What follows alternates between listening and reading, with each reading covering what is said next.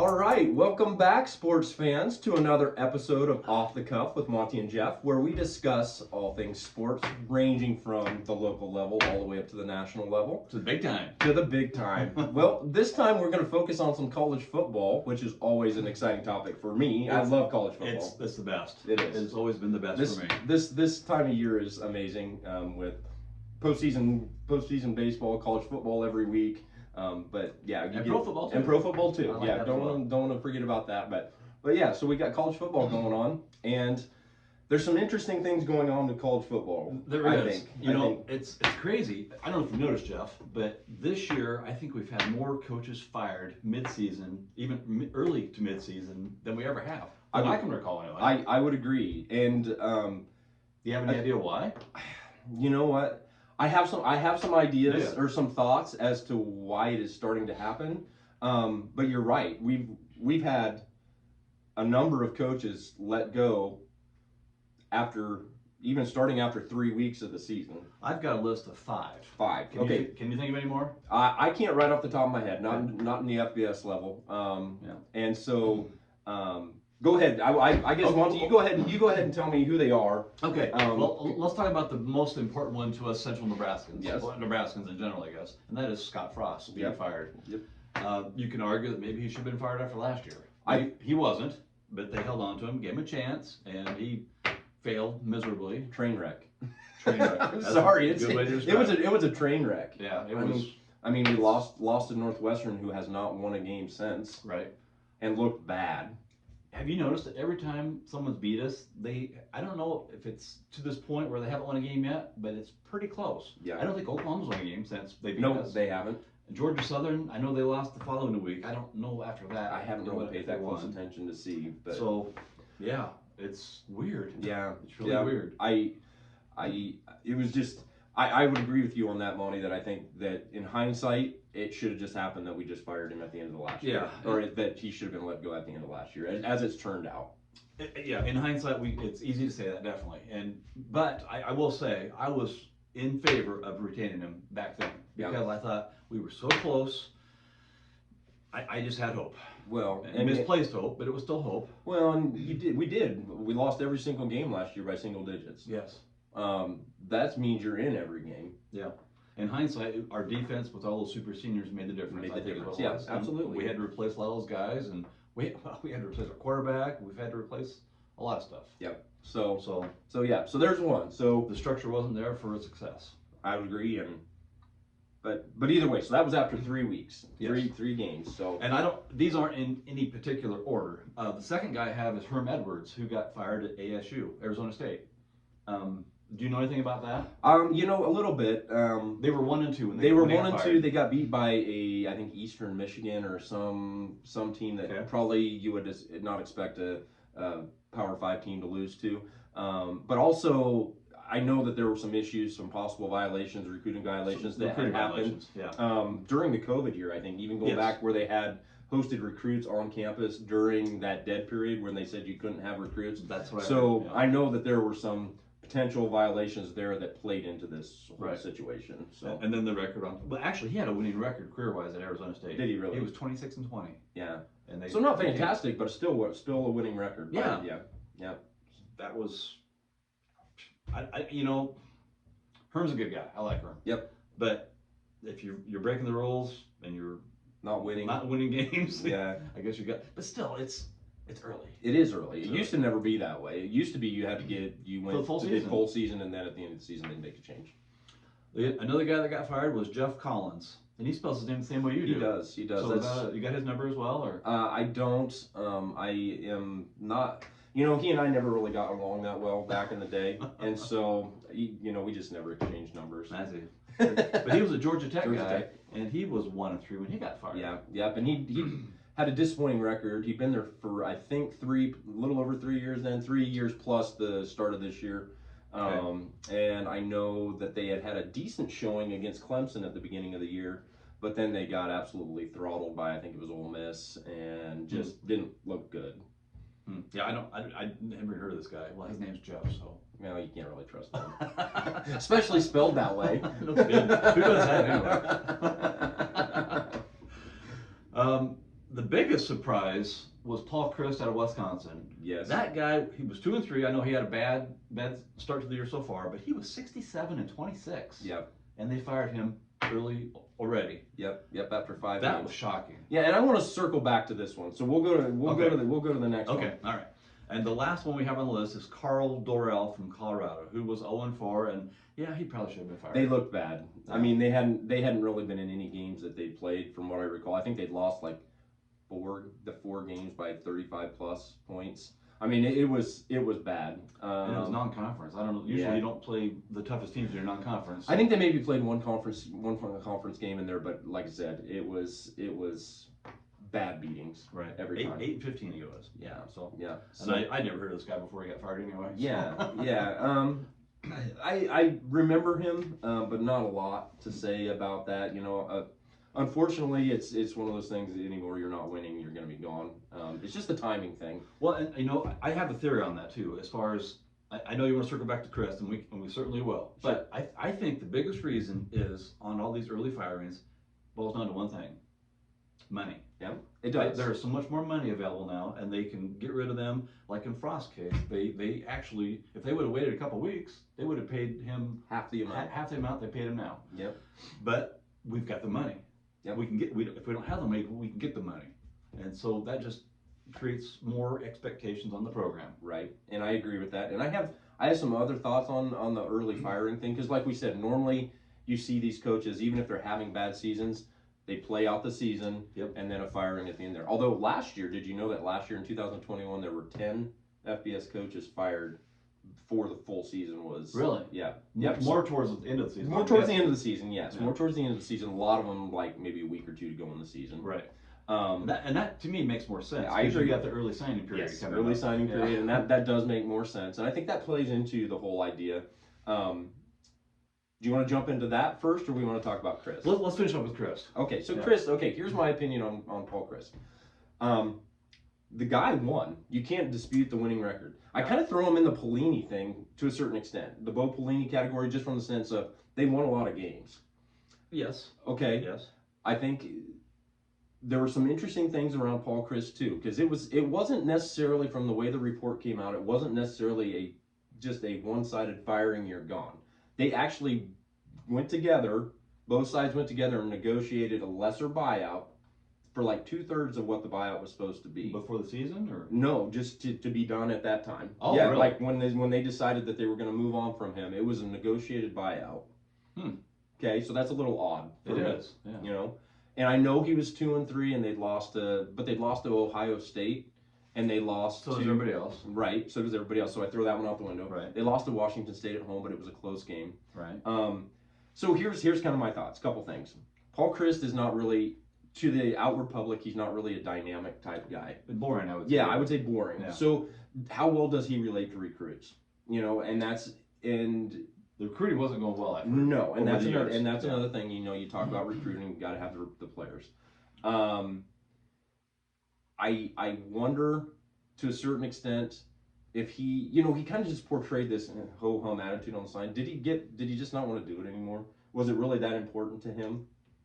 I've got to think it was. Well, you'd think it would be, but at his age, because I think he's in maybe his 60s. I'm not sure. I'm not sure. That's a guess. I don't know, but I just don't really think that he was in it. I mean, I kind of get the feeling if you were going, could be. I mean, if you were going to be fired mid-season, yeah. Are you just going to say, no, I don't want the whole money that you owe me? I wouldn't. I'd say, pay me, baby. That's exactly right. I wouldn't either. So why would you negotiate a lesser buyout? Maybe he's got something going on in his life. Well, and that's the thing. We don't know. We don't know. And so that's kind of where I feel really weird. I had a friend of mine actually say, hey, Nebraska fans, what about Paul Chryst to Nebraska now that he's available? And I said, no, there's just this gut feeling that there's something. He's a Wisconsin guy. He is a Wisconsin guy. He's meant to be there. And that was this guy's thought process was, well, he's got an offensive identity and he wins. Well, he has the Wisconsin offensive identity. Yeah, I wouldn't want him here. See, and that's kind of where I was at. But anyway, so I feel like there's something a little bit different going on there that makes me think that maybe it wasn't just about wins and losses. There was something else going on. That very well could be. We hopefully we'll find out sometime, because it is a very peculiar firing, I would say. Yeah. You said it's similar to Pelini's. I think it's more similar to Solich. Yeah, there we go. That maybe be a better. Because Solich was doing great, and recruiting was his bugaboo. Really, he was struggling there. Of course, it wasn't at the middle of the season either. Okay, when he got fired. But here's a question. Since we're comparing him to Solich, obviously we know Frank Solich went to Ohio and really resurrected that program and put his stamp on there. Yes. Do you see Paul Chryst doing a similar thing? I guess I would like to know how old he is, because I really don't know. I don't know that he's 60. He doesn't look 60. And he may not be. Because Solich was right around what, mid-50s, I'd say, when he left. And maybe that's more accurate as far as age wise. I can see him taking a year off and possibly, maybe being a coordinator is more his cup of tea. Yeah, and maybe that's it. Maybe he just doesn't like the head coaching responsibility. Yeah. I don't know. I would like to see him resurrect himself in some way. Some way, yeah. I really would. Because he seems like a decent guy. Yeah, I don't have a problem with him as a person necessarily. Right. I just. I like him more than I like Scott Frost, I'll tell you that. Oh, absolutely. I would 100% agree with that. So now we kind of jumped into Paul Chryst. Here is my opinion on why. Why are we no longer waiting till the end of the season to make a change? You hit on the early signing day. I think that's a big reason why a lot of these coaches that get let go during the season are let go in early November. Yes. Or in that time frame. But there's another thing to me that happened in the last couple of years that makes sense to me, and it deals with money, and it's the NIL thing. All of a sudden you have this is now, while it was a big business for the university, this is now a business for the university and for these kids to a certain extent. Well, the university is kind of hands off on NIL, though, are they not? Right, but I'm saying affiliated somehow. Right, but I'm saying like college football itself is big business. Oh, for sure. Yeah. Right, and then all of a sudden you have NIL, which allows these players to be paid. Right. Right. So to me, it's almost turned into more of a business model, more like you would see in the NFL. And it's not uncommon to see NFL coaches get relieved mid-season, or it's been much more common for that to happen. Would you agree with that? I would. Okay. I would agree with that. So there are less jobs too, so the ratio is probably higher on NFL. Right. So I think that the fact that the NIL is becoming a big deal has turned college football into more of a business model for the players even as well. That's a good point. Yeah. Than what it was before. And so if these coaches are not relating well to players, or they're not, because players want to go to where they're winning, where teams are winning, which they do. That brings up another topic I want to hit on before we go any further. But anyway, players want to go where teams are winning because they want to win. Sure. Sure.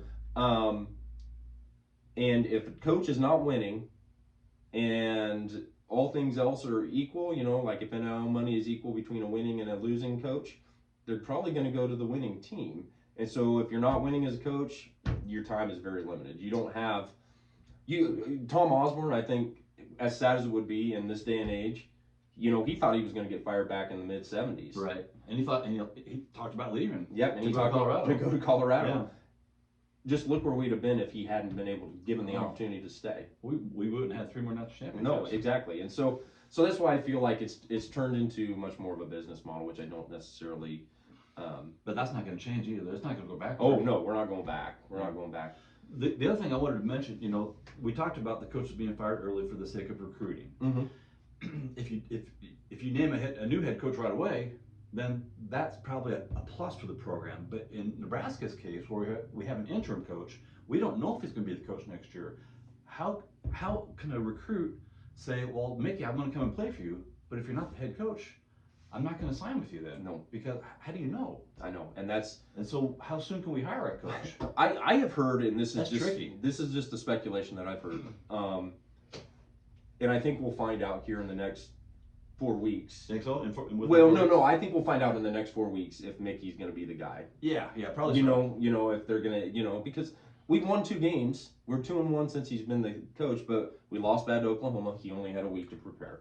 I throw that out. I'm not going to hold that against him. We beat Indiana and we beat Rutgers. Not exactly the best in the Big Ten, but it's still Big Ten wins. I'm not taking that away. Yes, that's Big Ten wins. We're tied for first in the Big Ten. I know, that's crazy. It's crazy, but over the next week we play Purdue. I think we have Illinois coming up, and Illinois is a much better team. Yes. Minnesota, traditionally better team. We've played the weakest teams on our schedule right now. Probably. It's all getting hard. And so we'll kind of have a sense of where we're at with Mickey. But I anticipate, and what I've heard is, I wouldn't be shocked if we have a head coach either picked out or announced first part of November. First couple weeks in November. I think we need to. And I think from a recruiting standpoint, it's very important. For that reason alone, yes. Yep. Which brings me back to my whole thing about the NIL thing and winning and losing teams. One of the biggest, you had brought this guy up a while back, Malachi Coleman, probably the #1 recruit in the state of Nebraska from Lincoln East. Yep. Okay, when Nebraska was going to play Oklahoma, you had mentioned that he wants to go to a winning program and all this stuff like that. Yep. Okay, Nebraska plays Oklahoma and just gets waxed. We just get run off the field. Yeah. Malachi's posting all the stuff about Oklahoma, and I'm thinking, we have no chance. Oklahoma's lost 3 straight now. So all of a sudden, I think that playing field now has gone from, way Oklahoma versus Nebraska. All of a sudden, Mickey's got success, which he has a relationship with Mickey. All of a sudden, I think that brings it kind of back to Are those the 2 top teams, you think? I really kind of do, and I don't know. I'm not sure. I'm not a recruiting guy from the standpoint of knowing all the ins and outs, but I do know that there was a big talk about Oklahoma, Nebraska, and after that Oklahoma win against Nebraska, he was really posting stuff about Oklahoma. There was some place he was supposed to visit here recently, and I forget who it was. It was someplace east. I don't remember if it was Clemson or Miami or someplace like that, but he was supposed to go there and visit, and then they made a big deal about him not going there. And actually what happened was because they thought that Malachi didn't want to go there, but he actually ended up saying that they canceled on him. Oh, I did not hear that. I can't remember who it was. It was one of the Eastern teams, though. Yes, I can tell you that. Yeah, I thought that was interesting that he came out and said, "No, they canceled on me." Huh. So another part of recruiting, though, I think happens a lot that we don't ever see. You'll have players offered early, and all of a sudden they decommit, and then there's some question as to whether they were told, okay, well, we have the scholarship that we're going to give you, maybe going to somebody else. Right. And so it's early for that, but it can happen. It can happen. Absolutely can happen. I have 2 names I want to throw out there for our head coaching search. Okay. These are 2 names that I know for sure I haven't brought up one, but the other one I might have, and that is Lane Kiffin. He's actually come out and said, "You guys should be talking about me." Now, I don't know if it's a ploy on his part to get another job, another more important job, or more money. Or if he's generally interested in Nebraska. Well, he has Nebraska ties. He does. And I would be in favor of Lane Kiffin. And actually, 10 years ago, 5 years ago, I've been no way. But now, yes, I would. He's matured a lot. He has, and I think that was a big problem with where he had his issues with Tennessee and USC. And then USC was maturity. Yes. And that's fair because he's only in his mid-40s, isn't he? I think so. And have you ever not talked to him, but you ever heard him talk about that? He's hilarious. Yeah, he's pretty funny. He is pretty funny. It relates well to recruits. Yeah, he would be awesome. Yep, and I have never thought about him, but he does have the ties. He's an SEC coach, successful SEC coach right now. Yep. But the other one, and this one's a little more out there probably, but if Nebraska's always saying, we've got the money, we've got the resources, why don't we go after Nick Saban? What do you think about that, Jeff? Okay, honestly, I don't like Nick Saban. I don't either. But if he would do it, I'm in.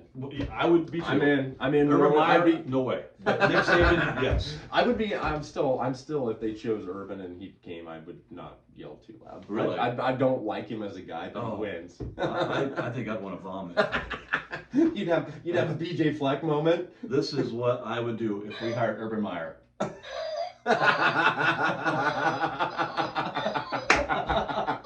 Okay, all right, and you're still wrenching over there, so that makes me laugh. That's very funny. Nick Saban, I'm in, baby. Lane Kiffin, I'm in. I have his number. Do you? Sweet. Yeah. So we gotta end this podcast. So we can call him. I gotta make the call.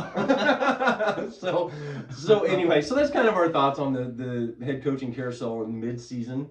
Or even early season. Now I guess we're getting to mid-season, but a lot of these firings were early in the season. So, if you're liking what we're talking about, I hope you are. Go ahead and hit the like button, subscribe to us, and then ring the little bell. That lets you know when we upload new content. Love to hear your comments on this because I think it's an actually interesting topic. I don't understand it completely, but it's all about money and it's all about winning. Except for us, we're not about money. Oh no, we're about unless you want to send us money, we won't say no. Well, certainly.